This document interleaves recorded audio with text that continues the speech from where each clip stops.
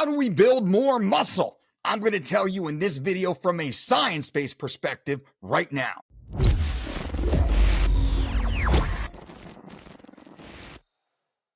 Most people think building muscle is all about piling on more sets, lifting heavier weights, or slowing down the reps to, quote, feel the burn. But here is the truth. There are brand new clinical trials from the year 2025 that just changed a lot of what the old thinking was on how to build muscle. And today I'm going to break it all down for you so you know exactly what works, what does not work, and how you can train smarter instead of wasting your valuable time in the gym. Study number 1, the volume myth.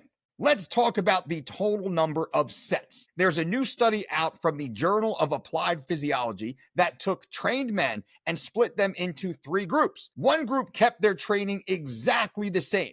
Group 2 added 30% more sets to their training, while Group 3 added 60% more sets. 8 weeks later, all the groups built muscle, but the group that maintained their original program actually saw the best overall strength gains. What are the takeaways? There is an effective threshold of volume, but once you cross the minimum effective volume, adding endless sets does not mean more muscle growth. In fact, it's just wasting your time. Study number 2, effort versus failure. Let's talk about intensity of effort. A new trial in medicine and science in sports and exercise had people train full body with just 1 set per exercise twice per week. Half the group trained to absolute failure. The other group, well, they stopped about 2 reps short of failure. 8 weeks later, both groups built real muscle. Strength was basically the same. Failure had a slight edge for size, but it wasn't crazy. The takeaway, 1 brutal set pushed hard can absolutely build more muscle, especially if you're short on time. Well, the more effort you put in is what you actually receive at the end, and it's worth it for me. Study number 3, range of motion. This is the most controversial one over the last year. A study published in PeerJ compared full range reps to lengthened partials, basically working only the stretched half of the movement. Well, guess what happened?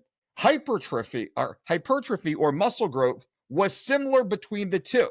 The takeaway, you don't always have to lock out every rep. Strategic use of stretched position partials can build muscle very well. And they're great tools on machines to keep tension high without thrashing your joints, but they're no better than traditional full range. So what is the practical takeaways? Let me explain.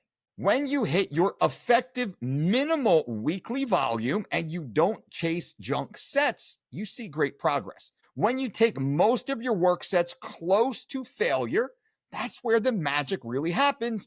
And then if you sprinkle in full range lengthened partials as a intensity multiplier, you're going to see great progress. Always being aware of training safely and intelligently relative to your ability and the control you have over the weight.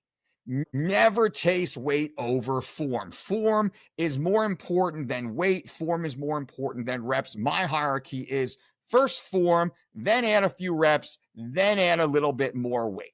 That's the way you should be training for optimal output over time. So if you found this video helpful, I appreciate you being here. If you like this format, drop a quick comment below. Tell me if you do or don't like it. Give us a thumbs up. Help us get back into the algorithm. And of course, subscribe if you have not yet. I will keep bringing you science in a way that actually makes sense, and I'm not going to waste your time doing it. Thank you guys. Until next time.